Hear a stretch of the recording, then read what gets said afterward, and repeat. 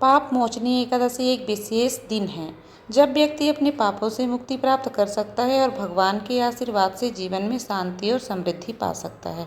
इस दिन विशेष पूजा, उपवास और ध्यान करने से न केवल पापों का नाश होता है बल्कि जीवन में नई ऊर्जा और सकारात्मकता का संचार होता है। पाप मोचनी एकादशी को सही तरीके से मनाकर आप अपने जन्म जन्मांतर के पापों से मुक्त हो सकते हैं और मोक्ष की दिशा में एक कदम और बढ़ सकते हैं। चैत्र माह सनातन धर्म में अत्यधिक महत्वपूर्ण है क्योंकि इस महीने से हिंदी नववर्ष की शुरुआत होती है। इसी महीने में नवरात्रि और रामनवमी जैसे प्रमुख व्रत और त्यौहार मनाए जाते हैं। चैत्र माह के कृष्ण पक्ष में पाप मोचनी एकादशी का पर्व विशेष रूप से भगवान विष्णु की पूजा और पापों से मुक्ति प्राप्त करने का एक अवसर होता है। इस दिन का महत्व सनातन धर्म में बहुत अधिक है और इसे पापों को नष्ट करने और भगवान विष्णु की विशेष कृपा प्राप्त करने के लिए मनाया जाता है।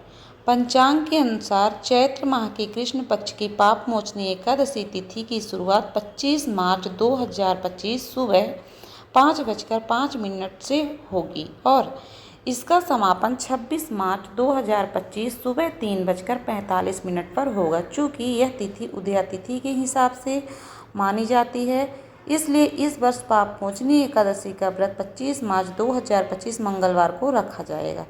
यह दिन भगवान विष्णु की पूजा और पापों से मुक्ति प्राप्त करने का विशेष अवसर है। व्रती इस दिन उपवासी रहकर भगवान विष्णु के मंत्रों का जाप और उनकी पूजा करते हैं, जिससे जीवन में पुण्य और सुख की प्राप्ति होती है। साथ ही इस दिन किए गए अच्छे कार्य और दान से सभी पाप समाप्त होते हैं और मोक्ष की प्राप्ति होती है।